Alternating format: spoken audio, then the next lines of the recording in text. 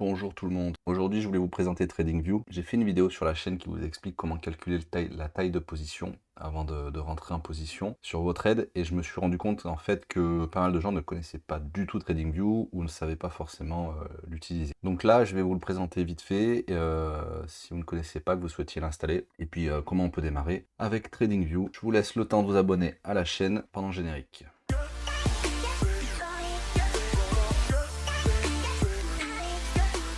Alors TradingView, je vous mets un lien dans la description, vous pouvez cliquer dessus, vous allez arriver sur la page, il faut forcément créer un compte. Donc on clique sur commencer. Alors TradingView, il est gratuit, il va vous servir à faire des analyses en fait de marché et vous pouvez même mettre des alertes. Il existe aussi l'application que vous pouvez mettre sur le téléphone et les deux vont synchroniser entre l'ordinateur ou le téléphone. Il est disponible en version web. Vous n'avez pas besoin d'installer le logiciel sur un PC ou quoi que ce soit. Vous connectez sur TradingView et vous avez accès aux graphiques. C'est pas la manière la plus facile, c'est pas ce que je conseille. Vous pouvez l'installer sur les Mac, sur Windows et sur les téléphones Android ou iOS. Donc bien sûr, vous pouvez l'utiliser en gratuit. Alors en gratuit, vous êtes limité en nombre d'alertes, en nombre de listes, mais pour démarrer, ça suffit largement si vous débutez. Pour vous faire les premières analyses sur graphique et prendre en main la chose, pas besoin de passer sur l'abonnement payant. Si toutefois vous voulez aller un peu plus loin, et ben voilà, vous avez des versions Pro, Pro Plus, Premium, vous pouvez payer annuellement. Alors il y a souvent des offres, hein. Honnêtement, moi j'ai la version Pro Plus et je crois que je paye moins cher que ça. Parce qu'à chaque fois il y a une nouvelle offre ou un mois avant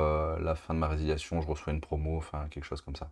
Pareil, vous allez être limité en version gratuite sur les indicateurs sur graphique. Alors je vous rassure, c'est plutôt une bonne chose puisque les indicateurs, on n'en a pas besoin d'en avoir 10 en fait. Mais et puis vous pouvez, si vous codez un petit peu, vous pouvez mettre 3 indicateurs dans un seul code. Alors, on regardera ça en détail après. Voilà, vous avez plus d'alerte, vous avez bien sûr pas de pub et un petit peu plus de choses au niveau des graphiques. Déjà la version pro est pas mal aussi, hein. Donc je vous invite à créer un compte. Il vous suffira de rentrer adresse mail et mot de passe, de valider le compte bien entendu et de télécharger la plateforme. Donc moi je l'ai déjà téléchargé, je suis déjà installé et connecté sur mon profil. Alors en gratuit, voilà, vous ne pourrez pas avoir plusieurs onglets en fait là-haut. C'est pas très grave en soi, même moi je n'utilise plus beaucoup tous les onglets. Donc une fois TradingView ouvert, vous allez arriver sur normalement cette page je crois, où vous pourrez créer un nouveau graphique. Donc on va créer un graphique, pas appelé d'ailleurs, on va le test démo. Donc voilà, si vous avez l'abonnement payant, vous pouvez en avoir plusieurs, si vous avez plusieurs stratégies de trading, en fait, chaque graphique peut avoir ses indicateurs, ça vous évite de les enlever, de les remettre à chaque fois. Là pareil, au niveau des listes, je crois que quand vous arrivez, ça doit être vide. Alors pareil, on peut créer une nouvelle liste, en gratuit, je crois que vous en aurez qu'une, mais ça suffit largement en fait. Je me suis rendu compte qu'à la fin, j'utilise qu'une liste, ça me suffit. Et dans cette liste, on va cliquer sur le petit bouton plus. Là, en fait, TradingView, il recense les prix de plein de courtiers et d'exchanges crypto.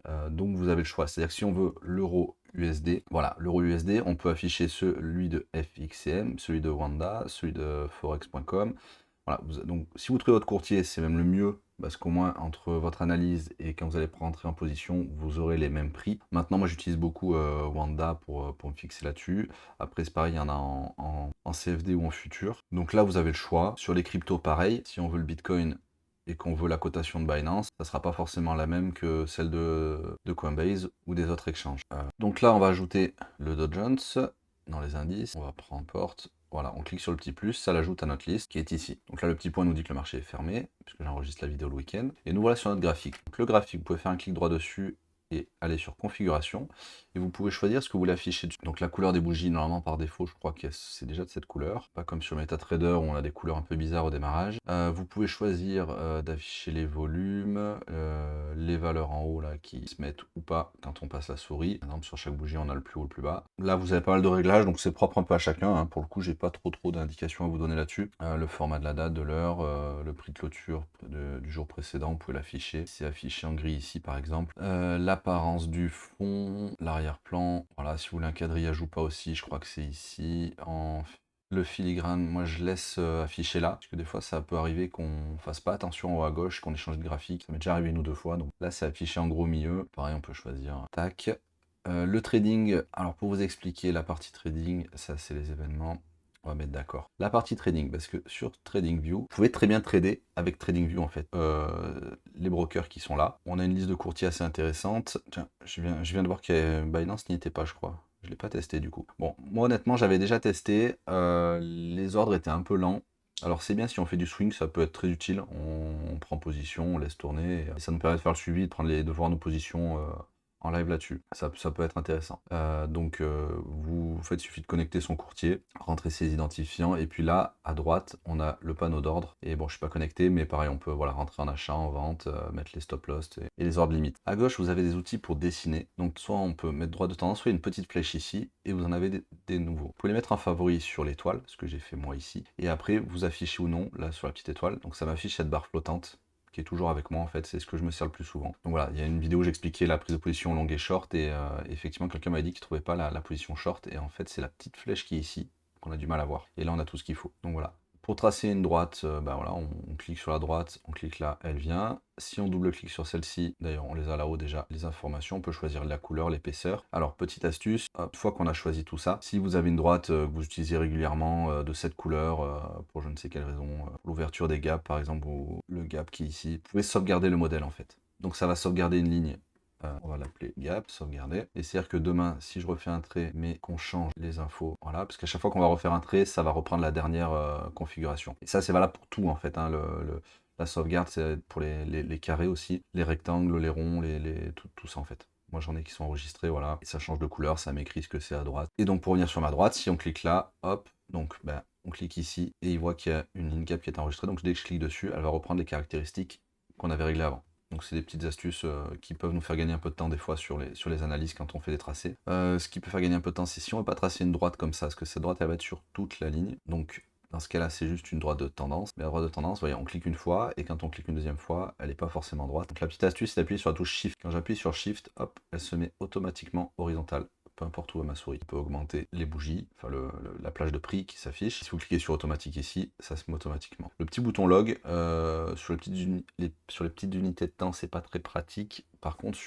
par exemple, moi j'analyse beaucoup les actions ou le Bitcoin quand j'analyse sur des longues unités de temps. Si on se met en daily, en tout le Bitcoin, on a les derniers pumps, mais ça représente pas trop en fait l'évolution du prix. Donc si on met en logarithme, voilà, on a une meilleure visibilité de la tendance en fait. Parce que là, effectivement, au tout début du Bitcoin, il n'y avait pas beaucoup de volume, mais ça représente quand même les cycles. Alors que si on se met pas en log, on ne les voit pas du tout. Donc voilà pour TradingView, vous pouvez tracer les canaux aussi, enfin on peut vraiment tout faire, hein. C'est réglable. Il y a plein de réglages, je ne vais pas rentrer en détail dans tout. Les unités de temps sont là-haut, bien entendu. Hop. Vous avez le 1 minute, 5 minutes, 15 minutes, 1 heure, 4 heures, tout ça. Vous n'avez pas en dessous d'une minute. On peut aussi comparer un autre symbole, je sais pas si ça, genre le Dow Jones par rapport à l'or. Donc ça nous affiche les deux sur le graphique en même temps. Donc on peut voir que là le Dow Jones a chuté et l'or a grimpé. On peut en tirer des conclusions ou pas. Ça dépend un peu des graphiques. Sur les cryptos, des fois ça peut aider d'afficher le Bitcoin derrière. On peut faire du texte. Après bon, vous avez pas mal de choses. Donc voilà, en gros pour démarrer, vous créez votre session qui sauvegarde à chaque fois. Donc là, à chaque fois, vous voyez, c'est écrit sauvegarder. Et sur le téléphone, ça reprendra. Quand vous ouvrez l'application sur votre téléphone, vous arriverez ici. Les listes. Dans les listes, vous pouvez également créer des sections. Hop, on peut créer des sections, on peut mettre des petites notations. Moi, quand je suis en position, je mets, si je suis en vente, je mets en rouge. Si je suis en achat, je mets en vert. Et si c'est à surveiller, je mets une autre couleur. Donc voilà, vous pouvez, sur l'autre vidéo, j'explique comment prendre position en fait. On peut mettre sa position ici, la prévoir avant de la prendre sur le courtier. Et là, on a le nombre de lots en fait à prendre. Ça, je l'explique déjà sur l'autre vidéo. Vous pouvez la retrouver. Et bien sûr, aussi, vous avez les indicateurs. Donc, indicateurs, on clique ici sur indicateurs et vous avez toute une liste d'indicateurs que vous pouvez retrouver. Si on veut mettre juste une moyenne mobile, MACD par exemple, alors là c'est carrément une stratégie. MACD, parce que vous avez aussi des stratégies. Attention aux stratégies quand même qui sont enregistrées par défaut, c'est pas des trucs de ouf non plus, mais voilà, ça peut donner des fois une idée quand on a une idée en tête qu'on veut coder ces indicateurs et qu'on veut voir ce que ça aurait pu donner sur le passé. Donc là, ça nous donne en fait les résultats de perte ou de gain qu'on peut avoir avec les performances. Donc là, voyez, on peut voir que c'était pas terrible, je crois. Si, c'était une stratégie gagnante. Mais bon, pas de ouf. On va laisser ça de côté pour l'instant. Hop, là, on a mis notre moyenne mobile. Pareil, on peut double-cliquer dessus et choisir tous les réglages que l'on souhaite. Voilà pour la moyenne. Une moyenne de 50. Hop, moyenne de 50 en 15 minutes. En 8 minutes, ça sera aussi une moyenne de 50. Vous avez ici vos indicateurs qui sont affichés. Vous pouvez les cacher si vous voulez le cacher, ou le modifier, ou carrément la petite croix pour l'enlever. Et donc la fonction, moi, que j'apprécie bien sur TradingView, ça va être les alertes, puisque les alertes reviennent sur mon téléphone. Sur mon téléphone et du coup sur ma montre. Donc ça me permet d'être alerté en temps réel, n'importe où, n'importe quand. Soit on peut cliquer sur le petit plus ici et ajouter une alerte, tout simplement, on aura un trait orange, on double-clique dessus Et pareil, on peut dire que ça se déclenche seulement une fois, ou soit à chaque fois que le prix passe dessus. On peut lui mettre une date d'expiration, un petit message qui apparaît quand ça va sonner. Et là, donc la condition, c'est que le Dow Jones croise le prix, tout simplement. Le prix à 33 840 ici, là où j'ai cliqué. Et vous pouvez aussi mettre des alertes sur vos indicateurs. Donc on fait un clic droit, ajouter une alerte sur MA, sur la moyenne mobile. Alors faire attention, là c'est quand la moyenne mobile croise la valeur 33 600. Donc quand ma moyenne mobile sera à 3600, ça va sonner. Moi c'est l'inverse, je veux par exemple quand la bougie va venir toucher ma moyenne mobile. Donc là on dit quand le Dow Jones, donc c'est le cours actuel du Dow Jones, il croise la moyenne mobile et on va mettre une fois par barre par exemple pour mettre là c'est une fois par barre à la fermeture et là c'est une fois par barre dès que ça touche, dès que la condition est remplie mais pas plus d'une fois par barre, par une date d'expiration, et on peut mettre le petit message qui doit apparaître. On fait créer et vous retrouverez vos alertes. Donc à droite tout en haut c'est l'onglet des listes, en dessous vous avez donc toutes vos alertes qui sont déclenchées ou pas déclenchées. Vous pouvez faire le tri, les supprimer, les modifier et voir ce qui est en attente. Ensuite, fenêtre des données, bon, sur le Dow Jones, pas très important. Vous avez le calendrier quand même économique ici. Honnêtement, j'utilise pas celui-là. Moi, le matin, je me connecte sur le site où j'ai un autre calendrier économique. Bon, les fluidités, parce que c'est une communauté, donc vous avez forcément des gens qui postent des fois des idées. Attention, ce sont juste des idées, hein. Il y a un peu de tout et n'importe quoi. Donc voilà pour TradingView. On a fait le tour rapidement, mais ça vous permet déjà de démarrer, de le télécharger, de l'installer et de commencer à lire un petit peu les prix, à mettre un indicateur et de créer vos listes et vos alertes, et de prendre un petit peu la main déjà dessus. Si vous avez des questions et que vous voulez que je fasse une vidéo sur un sujet précis, notez-le dans la description. Il y a déjà une vidéo sur la prise de position short et longue qu'on retrouve ici, et surtout en fait comment calculer sa taille de position. C'est le plus important je pense en trading. Et puis vous avez aussi le Discord qui est tout récent, où vous pouvez nous rejoindre et on partage tous nos stratégies de trading. Je vous dis à bientôt et bon trade.